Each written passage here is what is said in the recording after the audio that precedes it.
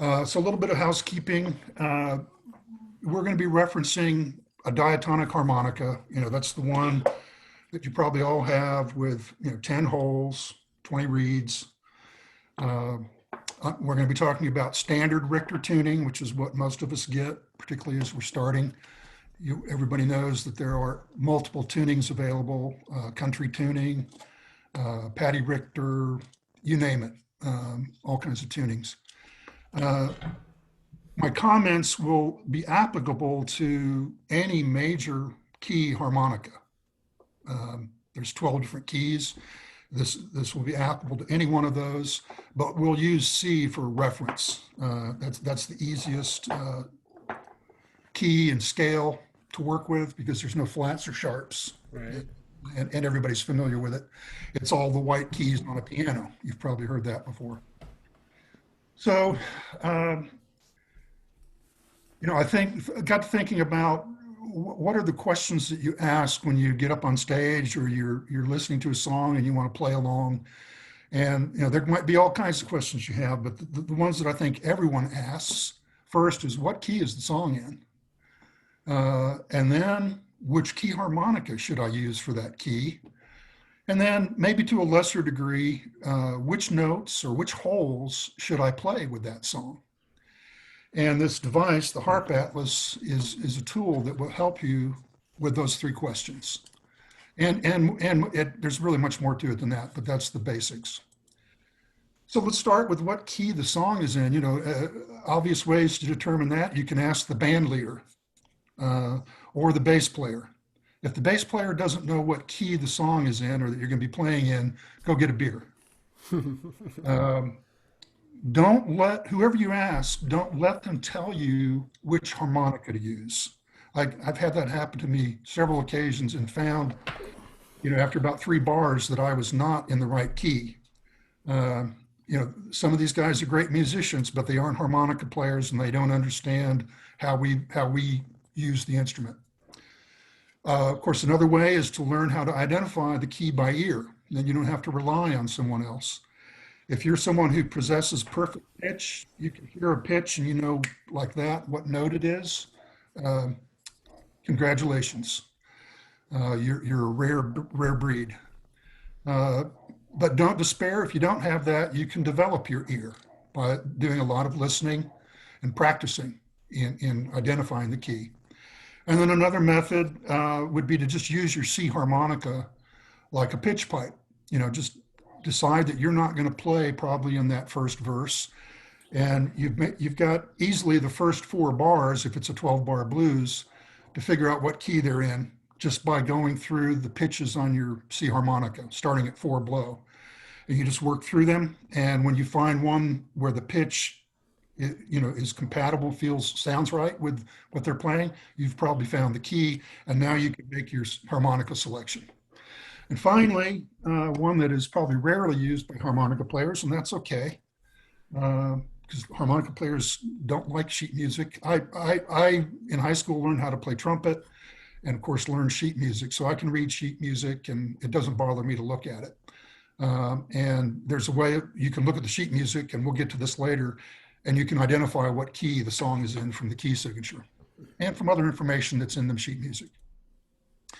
Then you come to which harmonica should I play? Well, there's 3 factors. There's the key of the song, there's the position that you're going to play in, and then there's the key of the harmonica that you have. And choose any 2 of those, and the third is set. So for instance, if the band leader calls the song in the key of E, and you favor second position, most of us know we're going to grab our A harmonica. If you don't know that, this tool will help you do that. So kind of as I said, they're interrelated, very dependent upon one another. Each one affects the other. So which notes or holes should I play? Well, it kind of depends on what you're going to do. If you're going to comp and just maybe play harmonies or just play chords, play along with the chord progression, and you're just going to play chord tones or chords, then you kind of know, generally we can draw on the 1 through 4 or blow on the 1 through 4, and those are the 2 main chords that we're going to play if we're chording. You can also play chords as arpeggios, and that means you play each note of the chord one note at a time. Nothing really fancy Latin name for play one note at a time, I guess. You may decide that you're going to play the melody. You're going to pick up something from the vocal line or just the melody of the song. Maybe that's what you're going to play. Probably not so much as in a mode of comping, but if you're in a soloing mode, you might, just play the melody. Or you might want to play patterns. Jason Ritchie does that all over the place. And his patterns are basically notes from the scales. But so it helps to know which notes are in the scale. That doesn't strictly mean you can't play non-scale tones, but you want to emphasize those scale notes. And again, you can play arpeggios. It's like a horn line. If you can play reveille, you're playing a horn line or you're playing arpeggios. So in terms of theory, those are some of the things you can do. So let's talk about scales, because that's really that's when we're getting into the meat of this. There are various types of scales. There are diatonic scales, pentatonic scales. Everybody's heard of and probably familiar with the blues scale. I threw in Arabic there just as kind of an outlier, if you will. There are scales that we rarely think about. The Arabic scale is actually kind of fun. It has a very funky Middle Eastern sound to it. So diatonic, that's Greek for 7. The diatonic scale has 7 notes. That diatonic major scale is foundational to all music. Everything builds from that. And that's so diatonic's pretty common. Diatonic major is very common. The next one down is maybe, it's easier if we drop off a couple notes and it gets more interesting. That's called the pentatonic scale. It involves 5 notes. Most popular music, blues music, jazz, is based on pentatonic scales. So it's getting easier. I only got to think about 5 notes. And then blues is really, it's built from the pentatonic minor scale, the minor blues scale, and with one added tone. So it's 6 notes. And its emphasis is on the blue notes, which we'll talk about this, but the flat third, the flat fifth, and the flat seventh. You heard me mention major and minor. So that has to do with the character of the scale, the tonality of it. A major scale, we're all familiar with that. That's, I'll play one on my C diatonic.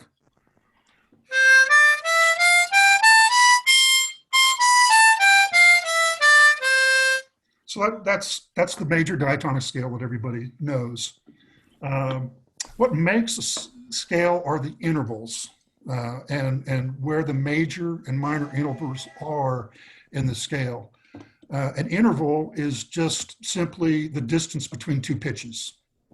If you look at the full chromatic scale, which has all 12 notes, they're each what we call 1/2 step apart. When we get to a diatonic scale, we drop off 5 of those chromatic notes, and we only play 7. So we've got some, you might say, gapped areas. And so we wind up with some intervals that are a whole step and some that are a 1/2 step. So for instance, going from E to F on a C major, that's a 1/2 step. Going from C to D, that's a whole step. That pattern of intervals that I've listed here is constant with all major diatonic scales. That's it. That's the pattern. If you're talking about a minor scale, it has whole intervals and 1/2 step intervals as well, but they're laid out in a different pattern.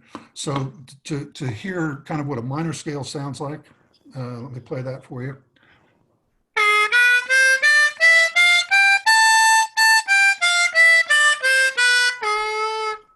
So that's what the minor scale sounds like. I'm sure you've heard that before as well. But just remember, the idea of intervals, because that'll become the usefulness of that will become apparent. So back to the major scale. How do we describe it? Everybody has probably seen the sound. Sound of Music sometime in their life, or they've heard the Do Re Mi song. That's called solfege. Believe it or not, you know, 80 years ago and before, this is how they notated songs, with syllables: do, re, mi, fa, sol, la, ti, and then back to do. And then, of course, Julie Andrews sings it in that movie. Traditionally, we give the notes names. And in the C major scale, it's C, D, E, F, G, A, B, and then back to C. That's the do, re, mi scale. Another method that's pretty common and very useful is called the Nashville number system, where rather than giving the notes names, we assign them numbers according to where they are in the scale. So for that C major scale, the root note, the C, is 1. The second note is D, the third is E, fourth is F, fifth G, 6A, 7B, and then we go back, we go to 8, the octave, which is C again. So we kind of start over at 1 and count up to 7 again. That's the Nashville numbering system. That's what this device, the Harp Atlas, is based on. So we'll see some more of that in a minute. I would imagine that most of you have received in your harmonica, when you purchased it, a little chart like this on the left that I call it a map. It's a map of where the notes are on the harmonica. And it comes in with your instructions, with your harmonica from some manufacturers. I pulled this one offline. You can get them online. They get more complicated than this, but this is the basic one. And so you can see in that middle row, the numbers 1 through 10, that represents the holes on your diatonic harmonica. And then you can see the green band on top represents blow notes. The green band below represents the draw notes. The blue represents the draw bent notes. And we have half step bends. That's the first row of the bends. Then the row below that is a whole step bend. And then we even have a step and a half bend on some holes. And then overblows, which I don't personally do much of just because I'm not that advanced and I haven't really, my ear has not grown accustomed to the sound. But Jason Ritchie, Howard Levy, Ronnie, I don't know if you use the overblows and overdraws much, but those are listed there in the orange. So with this chart, I'm sorry, I had my mic on mute, but yeah, I'm only using the single overblow, but to be aware of where these notes are is key, man. I'm glad you're pointing those out. It's important to understand what they are and where they're located. Okay, and in a minute you'll see how they relate to the scales. But so this chart's pretty handy. And first time I saw it, that's really cool. I've got a map of my harmonica, so I can figure out, where the notes are. Problem is, for me, was that I would need 12 of these, one for each harmonica. And then if I want to play a different position, it might be helpful if I know where the root note is and the third and the fourth and the fifth. So I would need 12 again. So I would need a total of 144 charts to play every harmonica in every position. You mean you don't carry around 144 charts with you to the gigs? No. No. And this, I'll show you why with this in a minute. But anyway, I don't think I had something else to say, but it'll come back to me. Let's move on. Okay, so what I've done here is I've taken that same chart and I've made a duplicate of it to the right. And I call that's the first position chart for the Nashville numbering system. Again, it's kind of the same setup. The white row in the middle, that's the number of the hole on your harmonica. And I suppose it could get a little bit confusing here because you don't want to confuse the hole number with the note number. And at first that seems confusing, but you'll get accustomed to it. So you'll see that in the first hole, our blow note is the root or the 1 of the key. So if that's a C harmonica, looking over to the left, you can see that's a C, that's the 1. E happens to be the third note of the C scale, and that's in 2 blow. So you see the 3 right above 2 blow. We all know that 2 draw is G, that's the 5th of the C major scale. It also occurs in the 3 blow. So you can see here I've mapped out all the scale notes on the harmonica using the Nashville numbering system. And that chart will work for any key harmonica in first position. So I've eliminated a bunch of charts already just by using a numbering system, which is the same for all major keys. Then, well, here it is again. As I said, it works for any major key harmonica. You can see that the first position major scale, the scale degrees or the Nashville numbers are 1, 2, 3, 4, 5, 6, and 7. You can find those on the map and line them up with the holes, and you see that it's that major scale at the middle octave is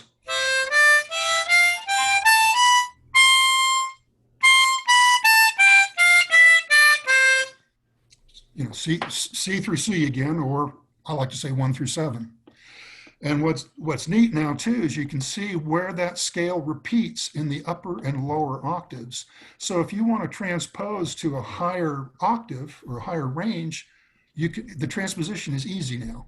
Once you kind of get used to where the notes are. And you also find out that the scale, it starts at C and it ends at B, but it can extend beyond that as well. And you'll see that when we get to the second position. Here's the second position map. You can see the whole numbers are in the same place, of course, but the scale degrees are different.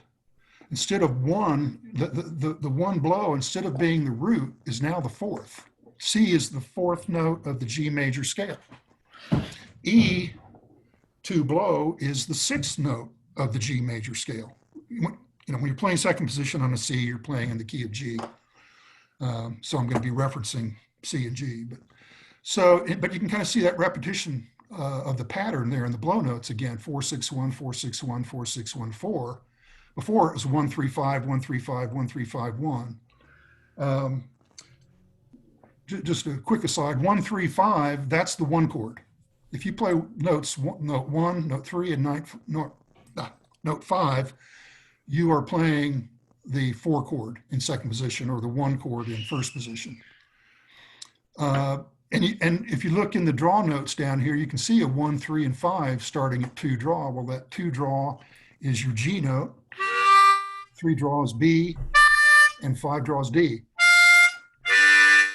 So that's your 1 chord in second position.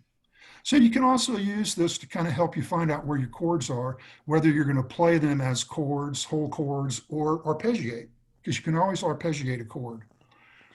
And again, we've got all of the bent notes down here identified, what scale degree they are, same with the overblows and overdraws.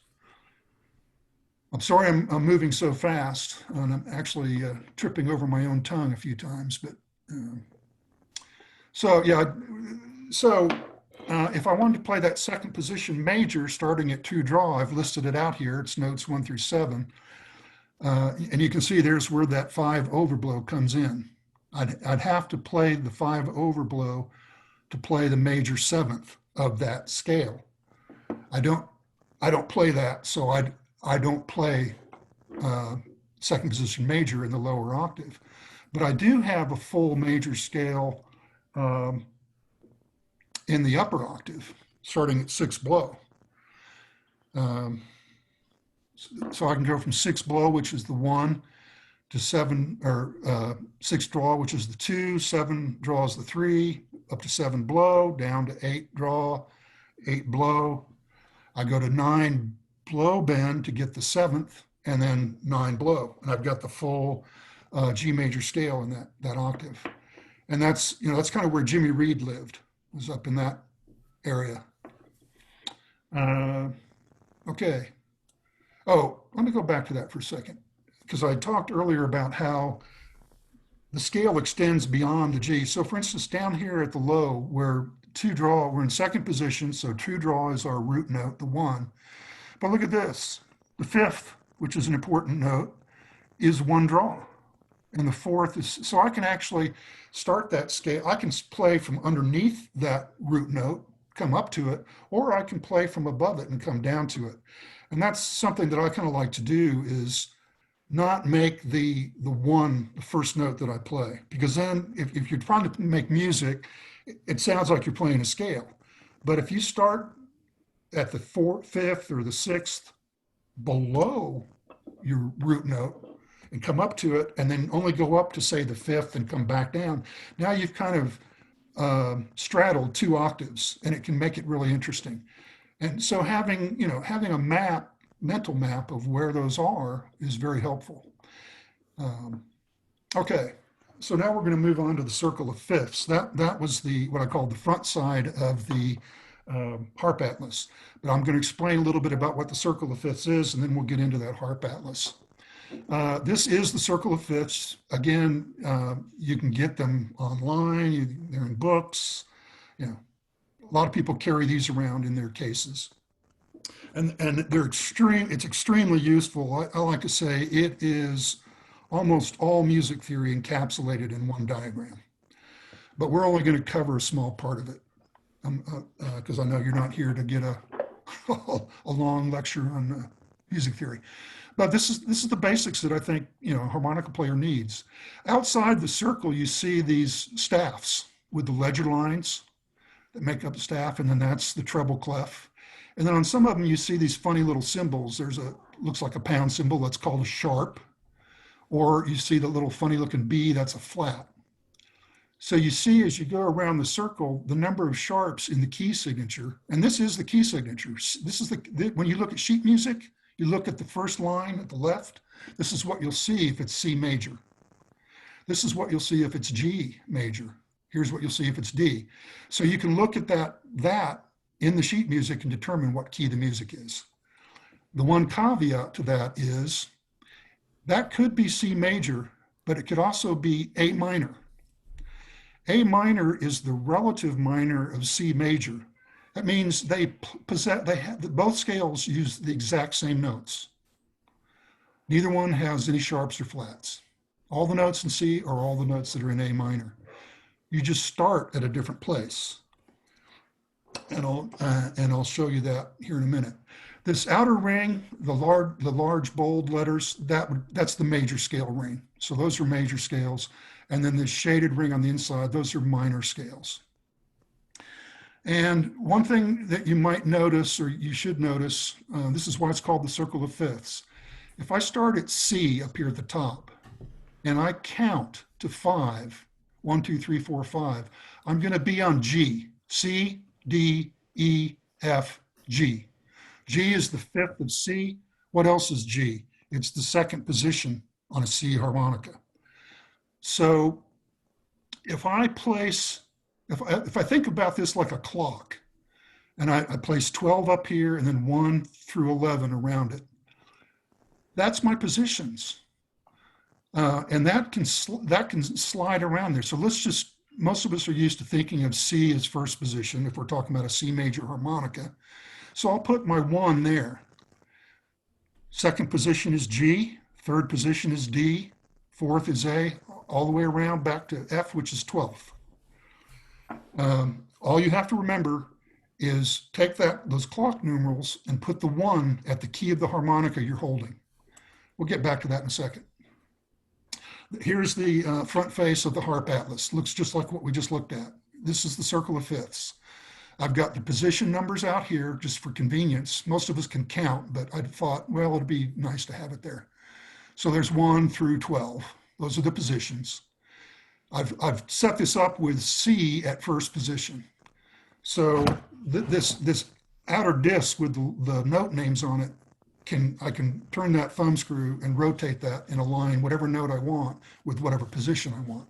Usually what I'm going to do is I'm going to take whatever harp I'm using and put that at first, because first position is always the key of the harmonica. Now I know, okay, the band leader calls key of E. If I've got a C harp, what position am I going to play? E is in fifth position. You're probably not going to do that normally. But if you happen to be in a situation where your A harp just went bad or you didn't bring it with you or whatever, you can still play it if you have a C harp and you know fifth position. And when we flip this over and look at the other template, you'll know fifth position. Normally what you would do is, now this works backwards too. If the band leader says we're going to play A, and you think, well, okay, what position do I want to play in? You could choose to play in third position, in which case, if I rotated this around, you'd find that you were going to play a G harp in third position. If you played that G harp in second position, you'd be playing D. Just imagine rotating the letters around to put the harp letter at the first position, and you'll see how that works. But basically, it's called the circle of fifths because each tick around the clock is a fifth above the last one. G is the fifth of C, D is the fifth of G, A is the fifth of D, etc. And then you've got your minor keys here. So I can also kind of look at, well, maybe I'm going to play, maybe he's playing A minor. I can play that on my C harp. Yeah, or I could play it on my D harp, D over here, and play A minor in second position. So that's basically how that works. So you've been given your harmonica or your song key, let's say it's G, and you like to play second position like most of us do. So what harp? If G is on second position, the key of the song is lined up on second, I'm going to grab my C harp and I'm going to play it in second position. Now I'm going to flip this over to find the notes that I can play. And I've actually got this set up with for first position. What you see here, again, are the positions on the outside, and they're not in order, which is not real important to you. There's a reason for that, and it'll become clear to you as you study this. But if you were going to play in first position, and you were going to play a major scale in first position, you would take this major scale template, is what I call it, and line it up with this numeral 1, that's the root note of the major scale. You would line it up with first position because you're going to play in first position. And right away it tells you one blow is your first note, it's your tonic. So if I start at one blow and go around the circle and play the notes that I can see, I'll be playing that major scale of whatever key the harmonica is, in this case C. So, oh, I didn't mean, I can play it without looking at, oh, there we go. Let me start over. Let me try it again. Now you notice I jumped up to the 4 here because I'm going up an octave. Touch screen. Okay. And then I talked about the relative minor. The relative minor of first position is fourth position, and it starts at the 6th note of the major scale. So if I play around this ring, what I had just done just a minute ago was I played 1, 2, 3, 4, 5, 6, 7. If I play 6, 7, 1, 2, 3, 4, 5, I will play the relative minor of whatever key the harp is, in this case A. So I'll play that.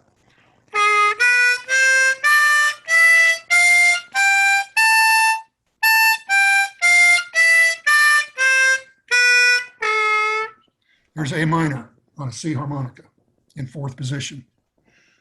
Okay, second position. Okay, I just want to do this to show you that it does work for other positions. It does in fact work for other positions. So I've lined up the root note, the tonic, the 1, with second position. On my C harp, that's going to be 2 draw, and that's going to be a G. So I'm playing a G scale.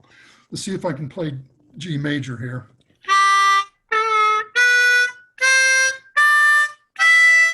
Uh-oh, there's where that 5 overblow belongs. Usually what we do is we just play the 5 draw, and that gives us that Mixolydian scale. That's also the flatted 7th, so it's starting to work toward the blues scale.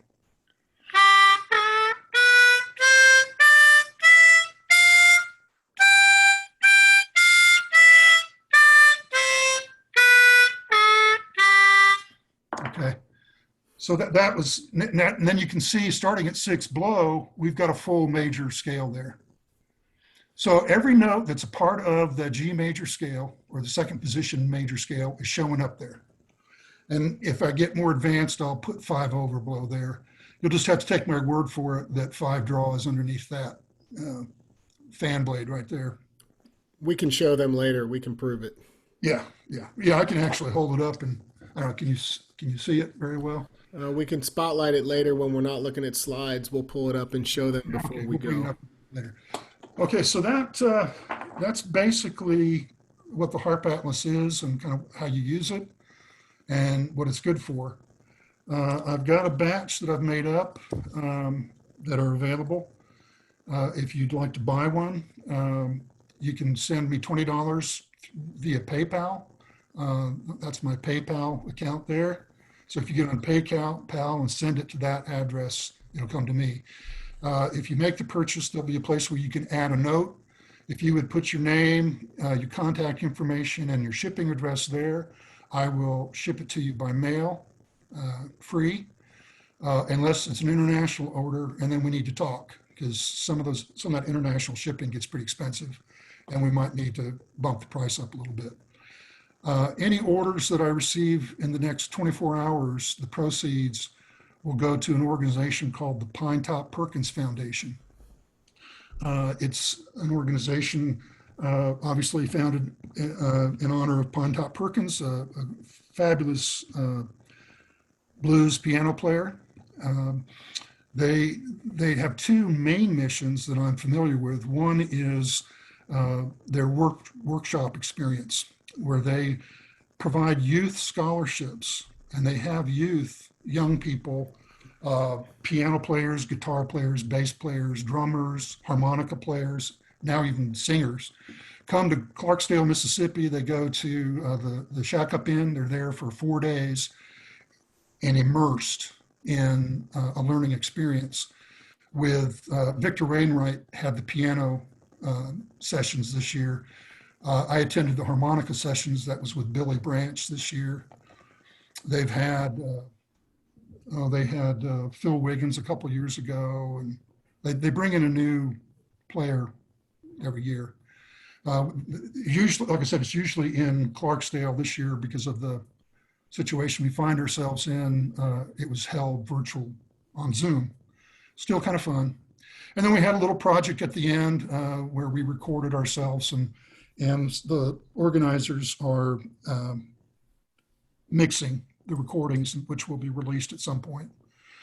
And there have been some youth that have attended that have gone pretty far with their musical careers. You should go to their website and check it out. The other thing they do is they provide money for elderly musicians who, maybe have a medical condition, they need some help, or they need some help with housing, or I think they've even maybe paid for a few funerals over the years. And it's all done by donations. A good friend of mine, Dave Burnson, and his wife, Liz, are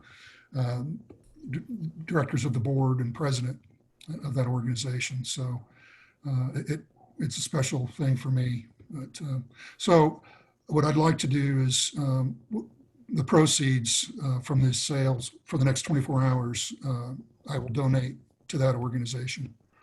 After that, I need to fill up the kitty again so I can make some more. Yeah, this has been great. Let's stop sharing your screen. I want them to. Okay. Let's see here. All right, let's see if we can get this how I want it. Gallery view. Well, let's give you the full screen. There's the circle side, and you can see that the disc with the letters on it moves. So you can align, your C, for instance, with first position, second position. So you can see to play second position C, you need an F harp because the F is up in first position.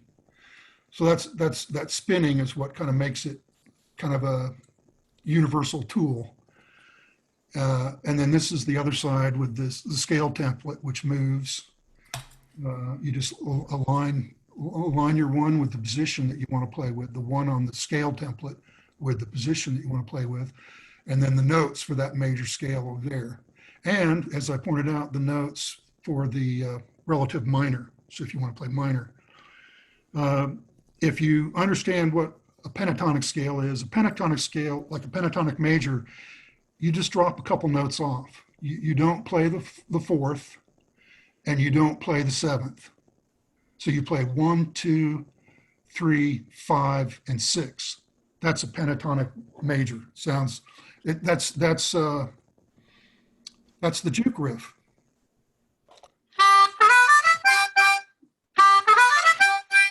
I tongue split the last one, but that's the juke riff is basically the pentatonic major scale. And then you can play a pentatonic minor as well. Uh, that's a little bit harder for me. I guess what you would do in this case is you would drop off the second note and the sixth. So you would play 1, 3, 4, 5, and 7, but you'd play the flat 7. It's a little bit more involved with the minor. You have to start with the minor. I want to point out something you haven't mentioned that is just, it may be a smaller point to make, but you did a good job with the construction. These are lacquered. I just want to point this out to folks. It's very smooth to the touch. Am I right that it's like a light coat of lacquer or something No, like that? I've got, I think the one you have, it has your name on it, doesn't it? It sure does. Yeah. Okay. So that disc is not, that's laminated. The other Laminated. That's the discs may word. be lacquered. Uh, How do they typically come? Or will they, should they expect it to be just, what will the material feel like? Just well, like that. it's wood, and as you said, it's pretty smooth. You may have to loosen the thumb screws and work them a little bit to get them freed up. Uh, Yeah. but once you kind of get it broken in, so to speak, it should spin pretty freely. And then you just tighten the thumb screws down to hold it in place. And it comes in a little box like that. It's basically a jewelry box that I purchased from Michael's. And then there's a trifold instructions there that basically go over everything that we just covered in a much more abbreviated form. Um, and then, I usually throw my business card in there so that if you want to contact me with any questions or comments, you can. Really appreciate your time today going through sort of all the information that went into this little device, all the things that you were trying to communicate, but with this device. I think it's going to be a great tool for players like me, people that don't think theory at all. They don't have the knowledge, but this can help you acquire it in a kind of abbreviated version. I like the fact that I can, once I understand now how it works, which I do finally, after you've gone through it, it's just a nice tool to carry around, a nice reference when you're practicing or at a gig and you need a quick reference. This is a lot easier to carry than having sheets of paper or something taped inside of a case, that's for sure.